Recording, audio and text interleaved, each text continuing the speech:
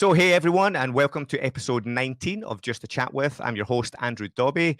If this is your first listen, Just a Chat With is a podcast series where we talk about brand and creativity with the world's best in class. In the last episode, we sat down with Alexandra Watkins, who is the author and leading authority on brand naming. And Alexandra is the self-titled chief executive boss lady at Eat My Words, a brand naming firm that creates brand names for hundreds of clients, including Amazon, Coca-Cola, Disney, Gap, Twitter, and Xerox, to name a few. Her book, Hello, My Name is Awesome, How to Create Brand Names That Stick, was named as one of the top 10 marketing books by Inc. magazine, and it sits proudly on my shelf as one of my all-time favorites. So go and check that out if you haven't already.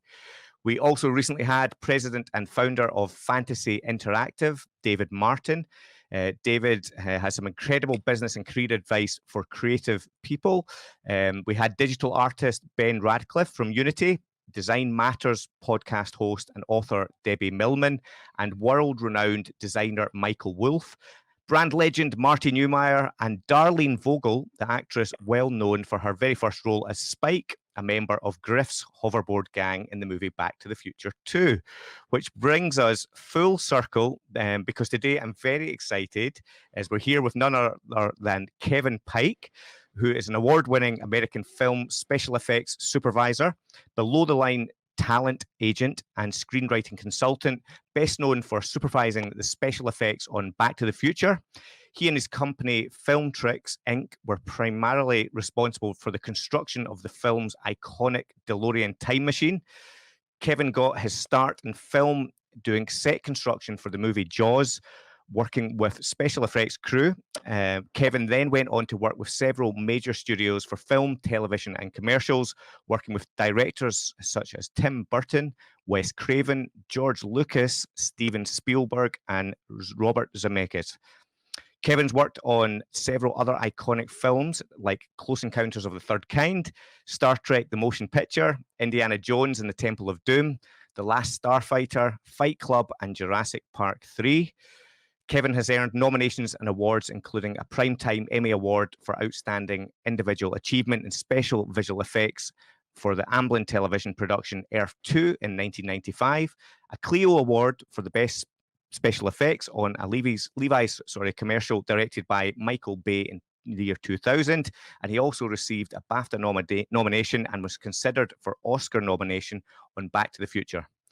Kevin has lectured at USC, UCLA, and Columbia College Hollywood, as well as teaching special effects classes at the Academy of Art University.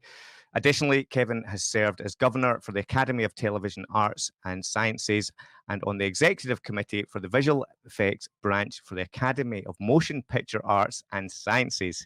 Easy for me to say.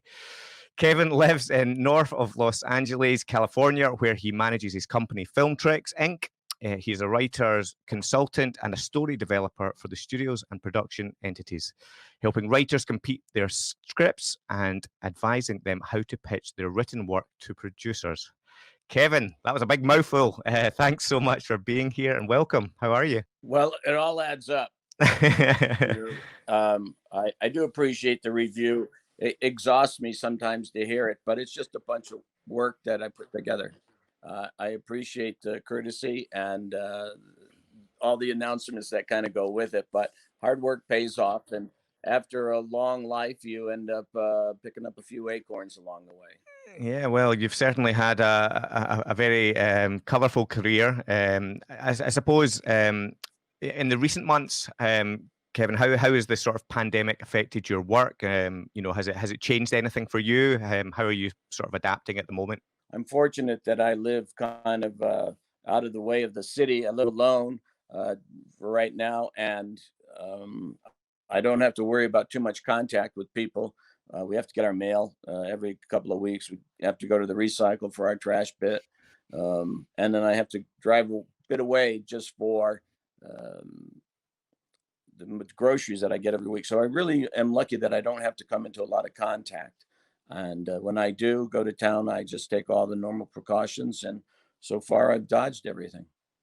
Yeah, and you do a lot of work helping people with their script writing and reviewing scripts. And are you doing that all online now, or is that have you kind of moved to everything remote in that sense? Yeah, that's correct, Andrew. Yes, do by remote. It's either Skype or Zoom or something. But every morning at 10 o'clock, I have a client around the world that chimes in, and we pick up where we left off of helping them get to the end of the script from the title page where we started. And it's a nice creative discussion, and they learn quite a bit. And they like the help that I give them in the direction they should go with story structure, which is Mm. one of the key ingredients before you get to writing it. And we have a wonderful chat every day, and sooner or later we get to the end. Yeah, and so on that topic of storytelling, what do you think makes a great story? You've got lots of experience working with great stories and now helping shape stories with other people. Have you got any tips or advice for how to structure an engaging story?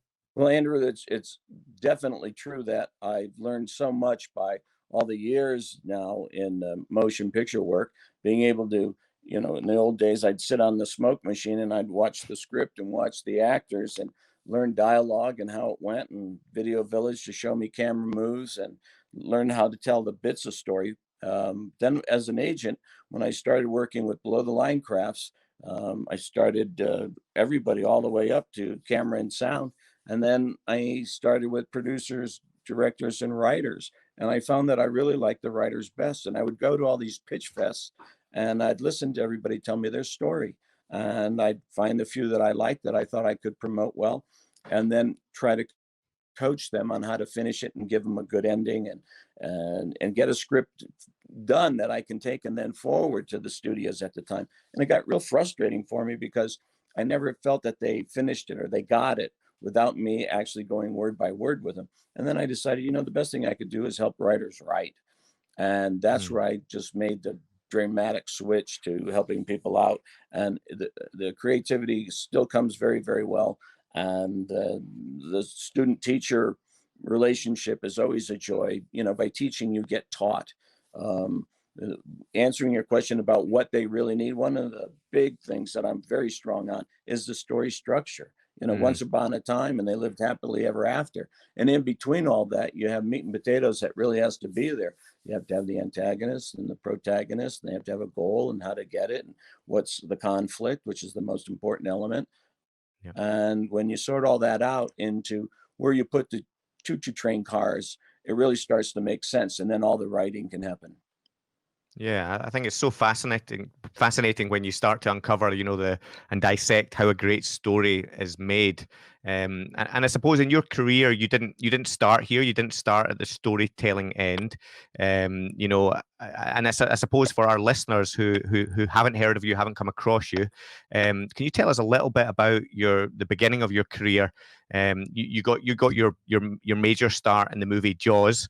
And when I was listening to all the films we rhymed off at the beginning, that there's so many classics that you have had a real pivotal part in all of these films, and making them to be the most iconic films that they are. So can you tell us how your career began and how you got that opportunity at Jaws? Well, luck always plays a part in life. And when it comes along, you have to recognize it and you have to appreciate it, and then you have to capitalize on it. Um, an often told story was I was working in Martha's Vineyard, Massachusetts as a busboy in a restaurant called the Harborside. And it was Easter time. And this party of 6 men came in, and it was kind of quiet that evening, but they were chatting it up real well and talking about, you could hear the film, you could hear the shows they were talking about. And it was the usual war stories. They went out for their dinner, and they happened to be the first party, the team that came to Martha's Vineyard to start on Jaws. And I recognized right away that something's going on. And when I bust up, there was a valise of attache underneath the table that I returned out to them in the parking lot. And they were very excited to get that. The art director, Joseph Alves, was thrilled. He said, "You've saved my life. You know what's in there?" And I said, "No." He says, "Well, in there's storyboards. When you make a movie, you make cartoons of everything you're going to do." And I said, "Are you making a movie?" And he said, "Yes, I am." And I said, "Well, what's it about?" And he said, "It's about a shark that's going to eat your whole island." And that was my introduction to the Jaws log line. And about 3 days later, they got all set up. And there was a crew, about 12 of us that started, and the Orca was already in the barn. And we went to work on that. And it was just a matter of time. The sharks came to town that were unfinished when they came from Hollywood. And I got to work with some great people in that construction. And that film made a lot of money, by the way.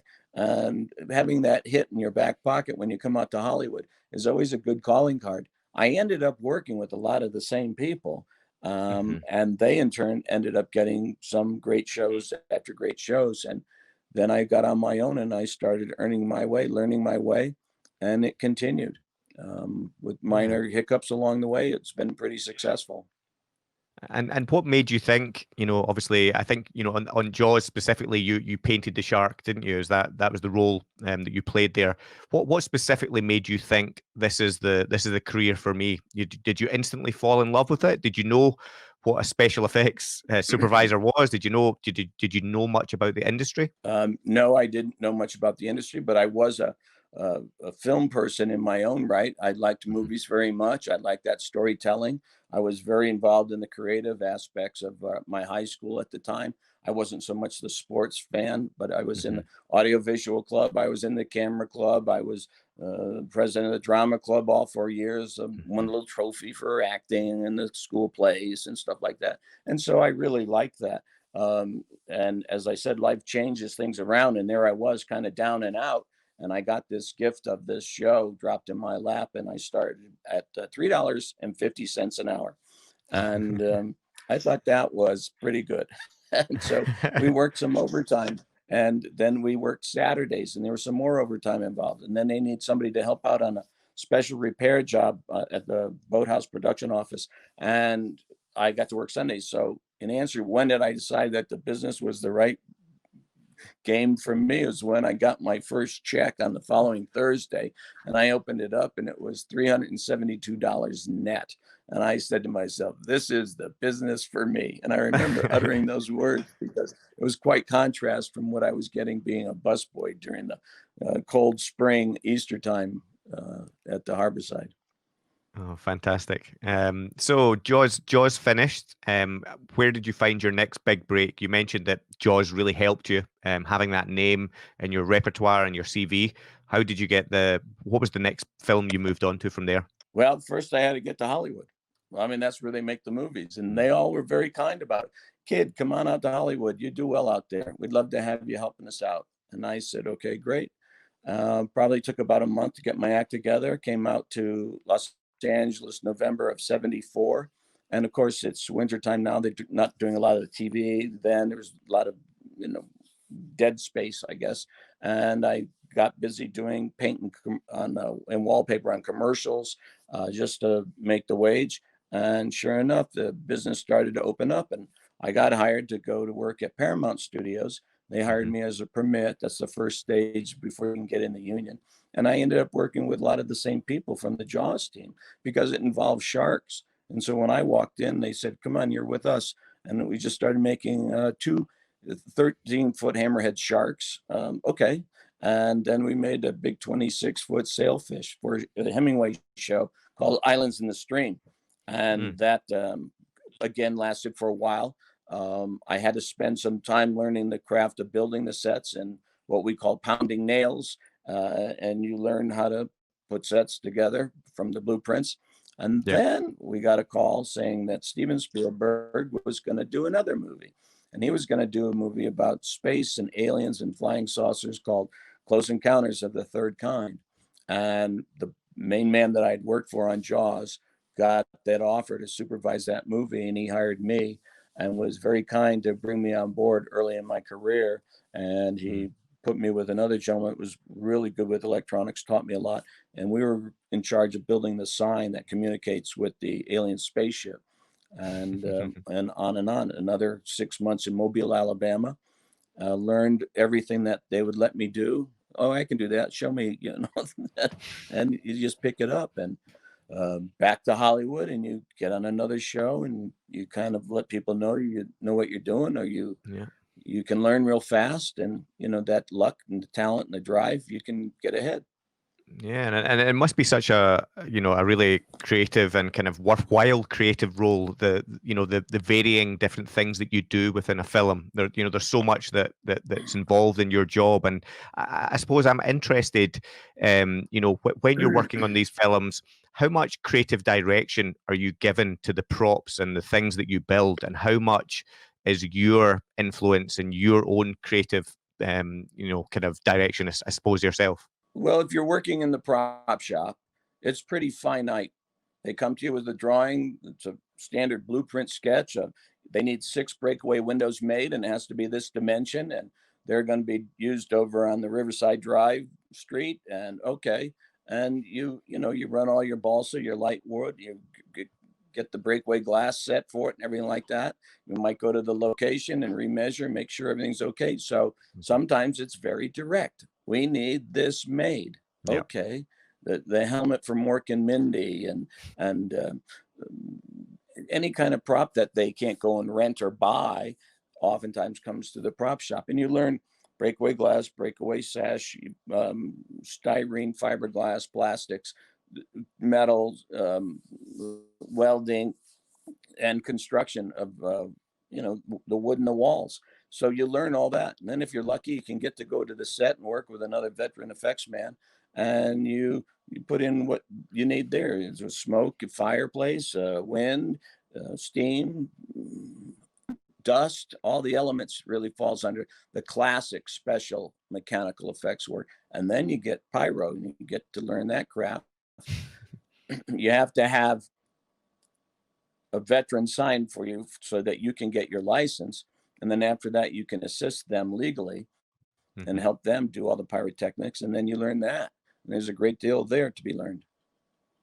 Hmm. And there's something I think is always really nice when you look at some of the older films, and especially when you look at films like Back to the Future, which obviously you're a big part in playing, and working on that. When you see that often things that we see on screen that we think are real life have been little tiny miniatures, and I think there's something so lovely about that, and especially in the same way when we look at Jaws, and Jaws was a physical thing that was built and crafted and made, and I think there's almost something we lose now, when everything is visual effects and CGI. And do you think there's still space, and how much today do we still see physical items that are built in comparison to the kind of CGI stuff?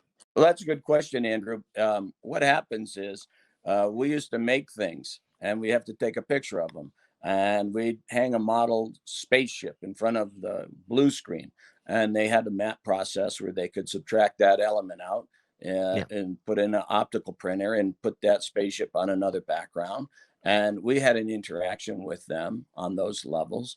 And they were the early wizards of this visual effects world. And then it became where they could put it into a monitor on the computer and then shoot that monitor and get that image.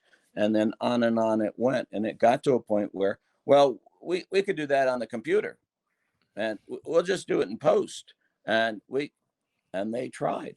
I worked on a wonderful movie called Last Starfighter with the late, great Ron Cobb, who just passed recently, sadly. And he was in the design side with the computer for all the flying saucers and space cars and everything on Last Starfighter. And it was a challenge. They didn't have metal finish. They didn't have ray tracing. They didn't have flotsam and jetsam.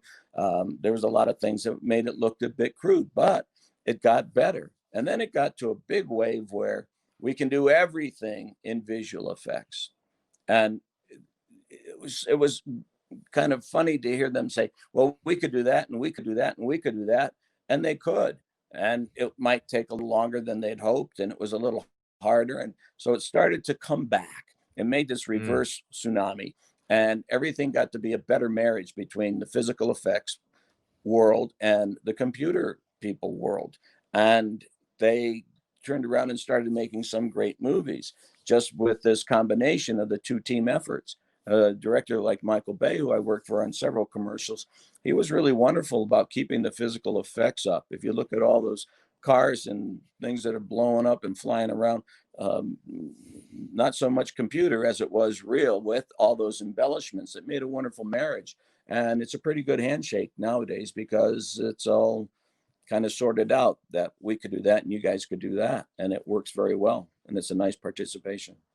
Yeah, I think there's something really nice in that. I think when we discover digital tools, we have a tendency to go all in at first, and then we often backtrack and realize that there's something magical by not everything being purely digital. And I think it's really nice to see. And I would love to see more of that physical stuff, because I do always love it when you see a behind the scenes and you go, oh my God, that was just a tiny, a tiny model. And I think there's something much more romantic about it as part of the process. Now, one of the biggest things you worked on was Back to the Future. Our previous guest actually was Spike, Darlene Vogel. You may have known her from the film. She was in Biff's or Griff's hoverboard gang. But you were you built the DeLoreans for the film. Is that right, Kevin? Our company, about 10 men, maybe another 5 on the electronics team. We built 3 cars that came into my driveway as soon as they decided on using a DeLorean. And we started right in working off the sketches. I won't say blueprints, but they gave us sketches and they gave us a rough idea for the feel and the look maybe, and gee, it would be good if it. And so it wasn't like you developed it based off a specific plan. And we had a creative team that helped us out. Mike Chaffee was good with the design, what could go where. But, our guys were the ones that put it on and said, this works well, this won't work well. They built all the electronic circuits, and every bit of that car has got a gag in it somewhere that had to be built to help tell the story. So essentially is that we did 3 cars. They're a little different in each of their designs. And then they became modified through the story where one had a plutonium chamber, one had what we call the hook mode, and the other one had the Mr. Fusion on the back.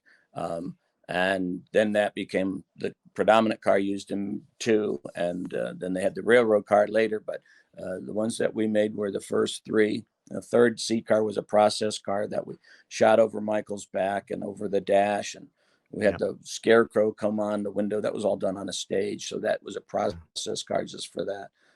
But it's a lovely piece of work, and boy, they sure do like it still today. And where are those cars in the world now? Do you know who owns them or where they went? They're all downstairs in my garage. I have blankets on them. Really? The hero car, the first car we made, called the A car, is at the Peterson Museum in Los Angeles on Wilshire Boulevard. The B car got destroyed by the train in the 3rd movie, the Western movie. The C car that had the sandrails, the sandrail car with the white wall tires, that's owned by a gentleman in New England, private purchase. There's another one that was used. It's called the Oxnard car. It was down in Florida. They just took it off display. They replaced it with a new version. And we have about 160 of them replicated around the world, if you can imagine that, from all the countries. I can imagine, yeah. Everybody wants to know, how can I do this? What is this for? Do you have any of these left? How about this? Where does this go? There's a handful of great builders out there that make these. And there's others that just make a specific prop and make a living selling that specific prop to fans that need it to finish their replica. It's a crazy world.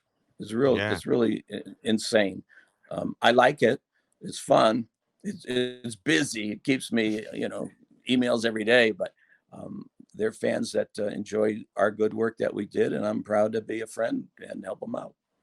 Yeah, no, it's fantastic. And when you were building it, did you realize at the time it was going to be so iconic? Did you have that understanding at the time? Did you know you were a part of something really amazing? I knew that the car was a very important part of the script. And I had come from another film, this Last Starfighter film, where they had another custom car builder build the car, the Star car, as it's called, by a guy named Gene Winfield. He was a custom rod builder, and he built that car. And then I kind of adopted it when it came to the set, and they were constantly asking me to have it do things that it didn't have. It didn't have any lights on the inside. So when Robert Preston opens the door and you see him, you don't have anything on the dash. And we had to build a tub that we could shoot later in process photography. And it was a little disappointing for me not to be able to give Nick Castle, the director, and the company everything that they wanted when I had nothing to do with the car. They wanted it to go faster. They wanted, smoke out the exhaust, elements that I probably could have taken care of if I had more dovetailed into the construction. So when it came time for Back to the Future, I knew exactly what was going to happen if I didn't have some hands-on with the car. And I basically said to them, I'd like to build the car. And they weren't so sure. And I said, I want to build the car and be a part of this movie. And if I can't do the car, then I'm going to pass, because I don't want to be held responsible, because this car had so much story to be told. Yeah. The Star Car went from A to Z, and that was it. But every piece of the DeLorean time machine tells something to somebody about the story, and all those pieces and parts had to be there. And Steven called up and said, bring the car up. I want to see every part of it. And I want to talk to you about all our story points in the script with Bob Z and Bob Gale. And he did. He said, what does this do? What is this? And we went through the whole thing for our dress rehearsal, and he was quite happy with it when we were done. We had met his logic on what he needed to have. And right after that, we started shooting. So I knew it was a big piece of the pie, and I wanted to be a part of it. And we just managed to put together a great team that made a beautiful design. Bob Gale was wonderful about coming to us and saying, make sure it looks homemade. I want to see the welds. I want to see the way the fittings and the screws and the holes and the mistakes. And remember, this guy made it in his garage. And so that gave us a little liberty. Oh, wonderful. And I've heard you talk about the opening scene for Back to the Future. There's a scene that, much like you said there, the car has to tell every part of that story, that if you look at that first scene in Back to the Future, it almost tells the full film. And would you mind talking us through, the kind of process behind that scene and, what's involved? Because I think it's very interesting. Starting with the art department, they put together a wonderful set on stage 12. Larry Paul, production designer, Todd Hollowell, and they put in all the pieces that represents Doc Brown's workshop. And Bob was very creative with what he put in there to tell story. Oftentimes it's easy for us to just do it through dialogue, but this was just going to be one camera move that starts and shows that there's clocks. That's an element of the story. And that Doc Brown had to have more than one because he was crazy and infatuated with it.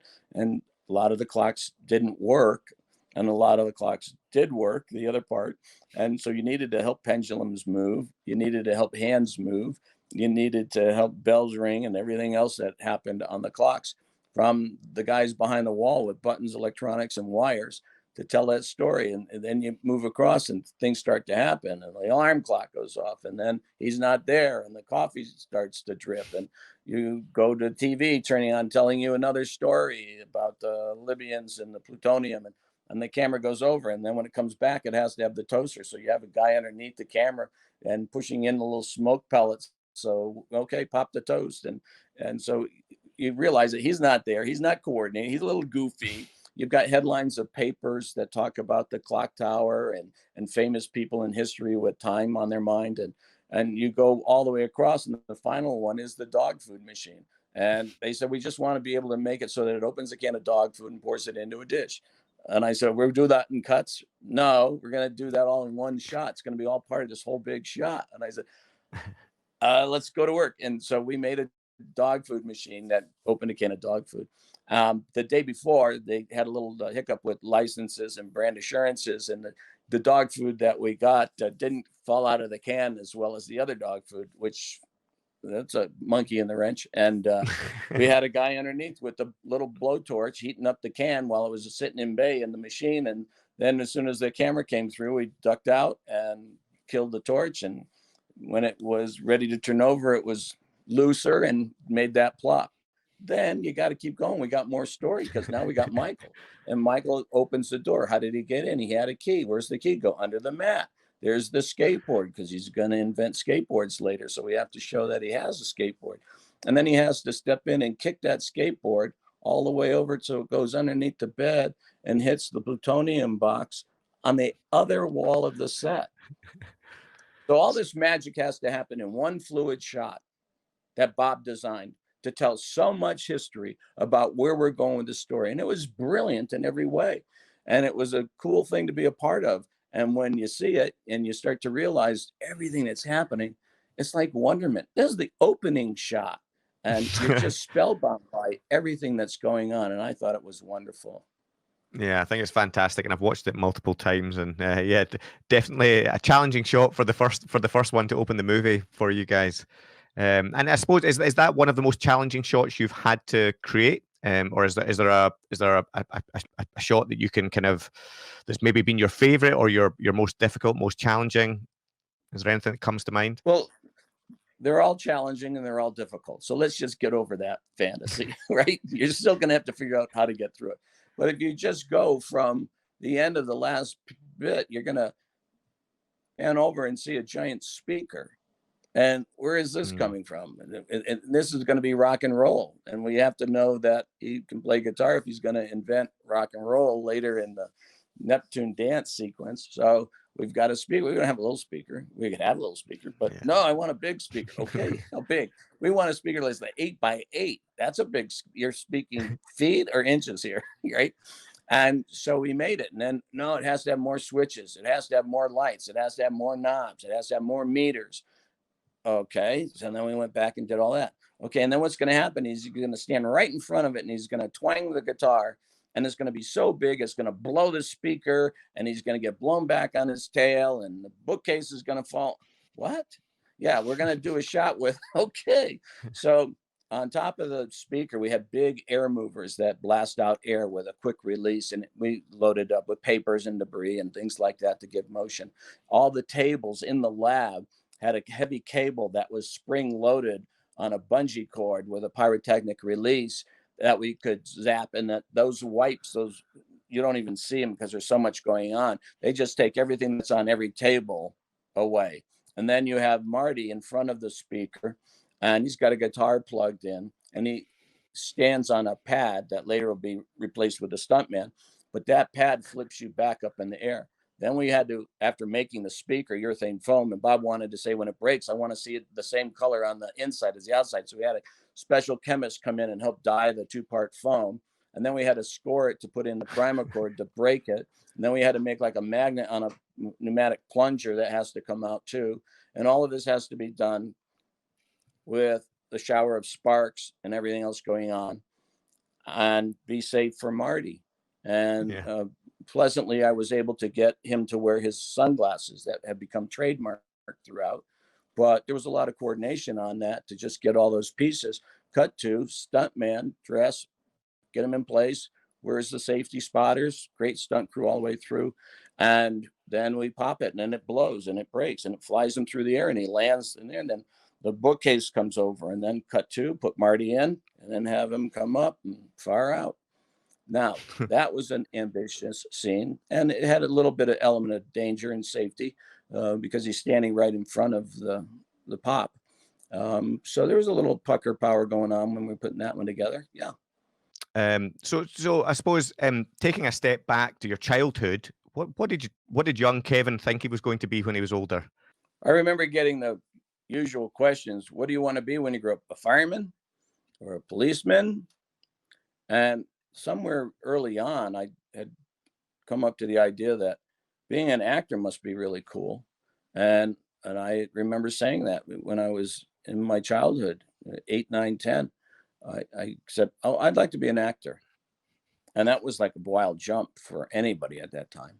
You know, I'm not some starlet from Oklahoma going out trying to get a cameo or something, but it was just something that I thought was interesting. And I was in some grade school plays, and I thought that performance part was also fun. It was something that I got attracted to very early on, and I didn't know anything was ever going to become of it. And sure enough, I ended up on Jaws, and it was the biggest film that ever happened then. And you know, I asked my boss, I said, I want a part in the movie. He says, you've got one, keep working. And it's been very beneficial. Many a show has turned out to be positive, as you can tell by the CV. It's all there to be enjoyed. Yeah, very much so. And do you ever get to keep the props? Have you kept anything? Have you anything that of note? That's interesting, or anything that has a good story behind it that you've just wanted to keep a hold of. Well, I always like to joke that I have one of the 26-foot sharks, and I have a 26-foot Scout Walker, and I have three of the DeLoreans, and I have the sign from Close Encounters all in my basement. But everybody knows I really don't have a basement here. But you have a job to do, and you're expected to live up to those challenges. Mhm. And taking things that aren't yours is never part of the process. Um, Yeah. if I had a notebook that I wrote down every single nut, bolt, and screw that I used to make a DeLorean time machine, that would be beneficial to me. But if you remember, nobody's allowed to take pictures back then. They didn't Mm. have cameras. They had these little Instamatics, we used to call them, with little square flash cube. So if anybody took a picture, you say, "Hey, that's not allowed." You know that. Now they Mhm. have phones that take pictures, and they have phones that make whole movies. So it wasn't like we had any of that history that we could document. Mm. So pictures were out, and parts of the car or parts of the shark or whatever, there were. I don't have anything that I can say came from any of the shows that I've ever worked on. Yeah, no, that's fair enough. That's fair enough. So we have a lot of young creative people, Kevin, that listen to this show, and I suppose if someone's listening just now and they think I want to do what Kevin's been doing, what advice would you give them to get into a career doing what you've been doing, to get into that visual effects, special effects world? How can they get in there, and what's the best way to do that in today's world? Well, for sake of division, you could focus on whether you want to go into the visual effects world or you want to go into the mechanical effects world. That will help Mhm. you focus your bifurcation. They have wonderful schools and online labs and programs that you can learn on how to handle all the different applications that will help you say, I'm vested in this form of visual effects studio design or something like that. And you can get that pretty much on your own. You can go to schools now that focus on that. And you can then try to poke your head in the door but where the visual effects are going on the shows, and see if you can chum up to some of the lads that are doing it and see if you can get in that way. Yeah. Um, Special effects, there's no school for that. There's not special effects college 101 anywhere. You just have to use your talent, your drive, and your good luck, and try to get your foot in the door by meeting people and following up any connection that you have. Anything is worth a talk to the fella about how you might be able to get in. There's an arc, a cycle to when it's busy and when it's not seasonally. So become familiar with that. But I don't have to tell you how much knowledge is on a computer. Yeah. You can learn so much about every genre and subgenre and kind of program that you want to go. And you can become well versed in everything and then try to get your talent that you have with you in front of the other guy and see if he'll pick you up for some reason or another. There's not really a, go in this door and then start working this door in Hollywood on the physical effects side of things. It's just trying to get in when it gets busy. Yeah. Kevin, you mentioned the word luck quite a lot, and I'm interested to know how much you think comes from the skill that you have, because you're clearly a very talented creative, and the work that you've done. But how much do you think of your success has come from luck? How much has come from skill? Luck is a funny factor, but it's always there. And it's best if you appreciate it and you watch out for it. And it doesn't have to be something that you're given. You can actually ask for it as part of the universe and the consciousness. And if you watch for the coincidences that you get reminded of from time to time, I should call that guy.